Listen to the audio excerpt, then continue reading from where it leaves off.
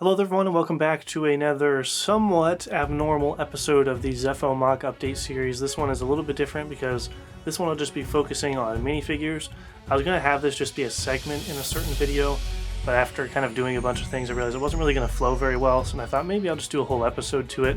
So this would be part one of part two. Part two will come way later, probably more closer to the finale of this building series, and that's when I'll have everything built and I'll be able to kind of show you guys in depth where all the figures that I show in this episode are going to go, because as of right now I don't have a ton of stuff done on the MOC. I'm just starting to work on the landing pad, getting that all worked out in the actual second floor of the Imperial headquarters, as you're kind of seeing in these upcoming episodes. So this will be part one, where I'm kind of talking about what minifigures I am using, and then I'll get some feedback from you guys on if there's any other ones you think I should use, and then hopefully by the end of the series I'll be able to tell you guys where all the minifigures are exactly going to go, and then maybe I'll have some more minifigures as well so I can kind of give an update on this. So this is just kind of hopefully a fairly quick video of running through what minifigures I'm going to use, because for me one of my favorite parts of building large scale MOCs is actually the minifigure placement. That's like my favorite thing to do, is placing the minifigures and figuring out where all the battle lines are going to go, where the front lines will be, kind of what squads will go where, and what figures will be kind of fighting in each area of the battlefield itself. So that's always something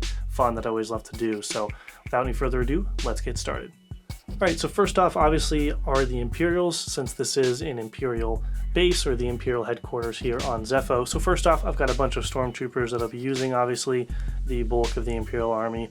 I'll be using the Battlefront stormtroopers, the Battlefront 2 stormtroopers from I believe 2016. In my personal opinion, those stormtroopers with the battle damage are some of my favorite, and that's what I have the most of. So I'll be using lots of those, as well as a couple of shock troopers. I don't really know what to do with them yet, because we do see them in the Battlefront games and other material, usually guarding like Palpatine or something. Palpatine's not going to be in this MOC, so I don't really know what I want to do with the shock troopers. I'll either put them in the Imperial headquarters themselves, like guarding a control command center or some admirals, or I'll actually put them in the battlefield area in the village and use them kind of as squad leaders. So I'm not really sure yet. Definitely let me know if the shock troopers should be guarding the facility, or should they be kind of up in the front acting as kind of squad leaders. That's kind of the dilemma I'm facing right now, so definitely let me know. Another reason why I'm doing this video, to kind of ask you guys what you think. So a couple shock troopers, and then also in the back here I have a couple of older style stormtroopers that I just have a soft spot for, that I'll be using in the Imperial headquarters base itself. And then scout troopers, of course, those will be kind of spread out throughout the MOC. I know in Jedi Fallen Order we have the scout troopers with the pauldrons and the shock sticks, and it's like a melee combat. Not that I wasn't a huge fan of those, but personally to me, I kind of want to keep things simplified. Even though this is based off the game, I'm taking my own spin on it and having it be like an actual battle that took place in the Star Wars universe. And I actually just want to kind of use normal scout troopers. I think they're a little bit, they fit better for this, for just like a normal battle. Maybe I'll have a couple of the melee guys with the pauldrons, but I really just like the normal scout troopers. So I will have that sniper team placed somewhere throughout the MOC. Scout troopers are some of my favorite Imperial like variants of stormtroopers, so I definitely want to keep those plain. But who knows, maybe I'll end up making a couple of those melee guys that Cal can fight. But for now, I've got a couple scout troopers. And then I've got the Rogue One style stormtroopers, which are also spectacular, but I only have 4 of them, so I'll probably be placing them inside of the Imperial headquarters, like in the hallways. That way I don't have different variations, because there's so many different variations of stormtroopers that LEGO's done throughout the years that I don't want to mix a bunch of them together. So I'll have the Battlefront stormtroopers be up in the front fighting, and I'll have kind of the Rogue One stormtroopers and some of the older stormtrooper designs be actually in the hallways themselves, so they're kind of divided up, so you don't have a mixture of all this different designs and stuff like that. I kind of want to keep them all kind of in their separate areas so that you kind of get immersed in the characters and stuff like that. So Rogue One stormtroopers will be in the base itself. And then of course we have all of our Imperial crew and Imperial officers, as well as on the landing pad we've got our TIE fighter pilots. I'll have a couple of them kind of on the landing pad, probably with just some blaster pistols, kind of like you saw in the old 2005 Battlefront game, Battlefront 2, where you kind of can run around as TIE fighter pilots in the hangar. So I'll probably have some of them on the landing pad trying to hold off some of the rebel attackers. And then of course just got some crew members and a couple Imperial droids as well. I think those are cool to have in the hallways. And we've also got a couple of the Imperial officers, like I said, that I'll be kind of spreading out throughout the actual headquarters area. And then we have ATSD pilots. I don't know where exactly I'll put them. I do want to have the ATSD on the landing pad, where Cal will be on the opposite side of the MOC from the Imperial landing pad. So I might have them there or spread out throughout the base. Another thing down here, you can see I've got a classic Imperial officer that I found at Brickworld, this past Brickworld, for a fairly good price, and I was like, I am getting that because if you followed my series for a while, you know I prefer a lot of the classic figures, and especially like the older clones from the old like 2007 Battle Pack. Those are like my favorite clone troopers to use. I really love those. So I have a soft spot for older figures, the classic figures, so I will be using him. I was thinking about making him like the admiral who's like in charge of this base, because I think it was Officer Crane or Kane or something from the Jedi Fallen Order, Officer Crane I think.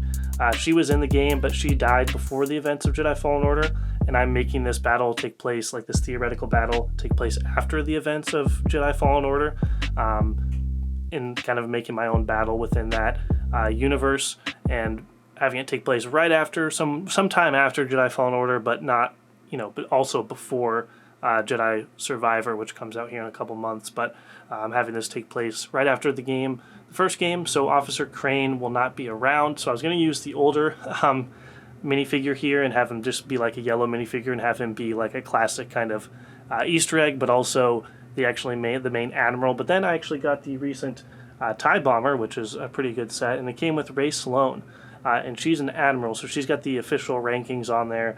It's like an admiral torso, and I was like, well, I might as well use Rey Sloane, but I don't know too much about her. I'm only familiar with her from like Squadrons and some of the aftermath stuff that takes place after Return of the Jedi. I don't know exactly what she was doing in between episodes 3 and 4, so I don't know if it would be entirely accurate or not to have her in the base at this time period, unless like maybe I haven't read all the comics and stuff, so she might be off doing something else. So I actually decided to just make a custom Imperial Admiral here that I'll probably be using as like the main guy commanding the base.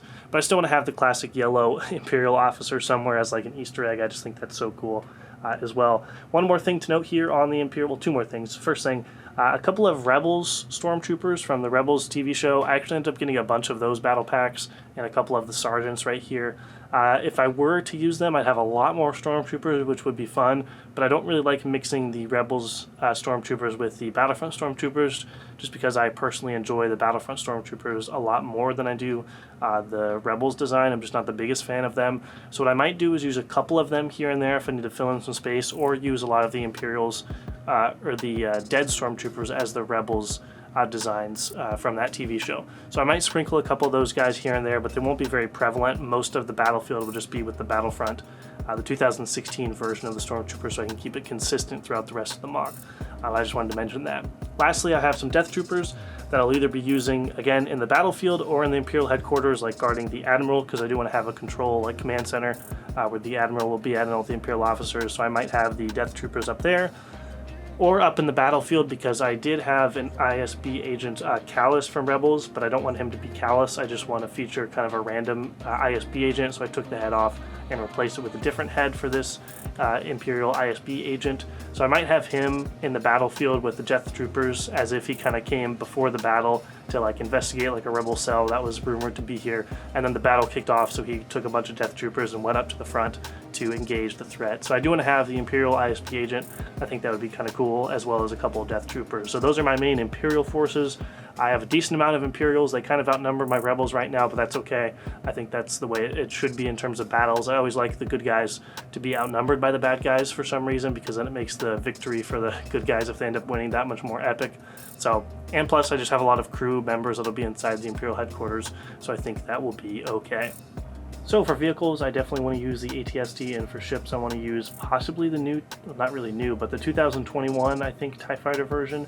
The scale is, as you know, not entirely accurate, but when I've talked about this before in larger scale MOC update series that I've done, I don't use a ton of Lego sets because the scale is kind of thrown off. So if I were to put like an ATTE Legos version onto Munilis from my last MOC, it would throw off the scale of the buildings and make everything kind of feel off and not as big in scale. So that's why I don't really use a lot of actual official Lego sets, and I don't buy sets, or I don't buy like instructions to do like custom models, because a lot of the pieces I would use on that, I would just spend that money on parts for the actual MOC itself, for the build. So I want to try to maybe use this TIE Fighter on the landing pad, because the size is small enough to where I think it'll fit scale wise. It won't make the buildings and everything feel less grand, and it won't really throw off the scale because of the size of this TIE fighter. Plus, I think it'll be cool to have like some boxes and crates and like TIE fighter pilots running, trying to get into the TIE fighter as the rebels are blasting at them. I think that would just be kind of a cool thing to include in the MOC. Now let's move on to the rebels. I don't have a ton of rebels here to actually use in the MOC as of right now. In particular, one thing that I really do love are the Rogue One rebels, as I call them, from kind of a Rogue One era of sets. Those are some of my favorite designs of troopers, and I only have one battle pack, unfortunately, plus the other ones that I got from the different types of Rogue One sets. So I will be using them. I think I'll have them be on the landing pad because I kind of want to recreate the scenes from Scarif where you have like all the Rogue One rebels taking cover behind the crates, and then all the stormtroopers come out of the door and they all get blasted. I kind of want to recreate some of that action, so I will be using the kind of Scarif type rebels on the landing pad. And for Cal Kestis, I just made a custom one because I haven't pulled the money out, and I don't know if I want to spend money on a custom figure from a third-party website.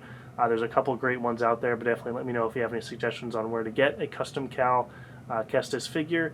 But for now, I'm just kind of using this version that I've made here because I don't know if I want to spend the money to get a custom Cal, because I might just end up using that money on parts for the MOC. But eventually, I know it'd probably be a smart investment to actually buy a custom Cal figure. So definitely let me know if you have any cool websites or third-party sellers that you know of that are selling kind of custom Cal Kestis figures that I could use. And for the main battlefield area, I'll probably be using the 2016 Rebel Battle Pack. I believe that's what these guys are from, just because these are the rebels I have the most of. I've got a couple, as you've seen throughout this video, a couple different custom rebels that I was trying to make. So you'll see a couple of them here or there, but for uniformed rebels, I have just these tan rebels from Battlefront 2. That's just the ones I have the most of, so I'll be using them in the battlefield. A couple alien figures, because I actually do really love having like aliens fighting on the sides of the rebels. It just feels more Star Wars-y, which I really like. One thing I did do was I made one of the rebels as an homage to the legend himself, Coleman Trebor, from Episode 2, where he gets, of course, blasted prematurely by Jango and his life was ended before we got to see him do anything quite epic. But I did have some. I want to add an homage to him. I realized I still had the head from Coleman Trebor from the 2013 ATTE, so I put that on a rebel, and of course I gave him a jetpack because he fell from a high distance, so he might need some help getting back up with that jetpack. So we do have a rest in peace to the legend himself, Coleman Trebor, version of him in this MOC. A couple of other custom rebels here and there, and then I have the rebels. I call them the Tantive rebels. But the rebels that you see at the beginning of Episode 4 and kind of in the Tantive 4 and some of the other ships like that. I only have 4 of them. My collab partner from a few years ago, he has a lot more Tantive rebels that we actually used in our very first Brick Road MOC, Operation War Mantle, so I might be able to borrow some of those, have some more of those guys, but the goal for these Tantive rebels is to have them in the hallways of the Imperial headquarters and kind of have them battling out in the hallways against stormtroopers, because these type of rebels, in my opinion, work best for like interior spaces like hallways or bases. I think they work really, really cool just because we've always seen them in ships and different things like that. So I'll be using them in the actual hallways. Again, one thing I'm trying to do is kind of keep all the different designs of these rebels in different spots throughout the MOC, just like the stormtroopers, because I don't really want to mix all these different designs, because in my opinion it gets a little too distracting from the actual build and the immersion that you're kind of watching this really cool battle unfold through this Lego MOC. So I want to kind of keep the different versions of rebels in their own separate areas. So that's what I'll be doing with kind of these 3 groups of rebels right here, with the Scarif rebels fighting on the landing pad, the kind of Tantive 4 rebels fighting in the Imperial headquarters in the hallways, kind of close quarters combat, and then the kind of tan Battlefront 2 rebels fighting in the battlefield, where they'll be able to use their jetpacks and everything like that throughout the battlefield. And then I've got a couple of custom figures in the back there, as well as one of the members of Saw Gerrera's partisan group, which I need to figure out. Willif, what's his name? Willif? I'm looking at the box right now. Moraph. I just looked at the box that I have on the wall. Moraph. So I have Moraph back there. I actually gave him kind of a chain gun thing right there.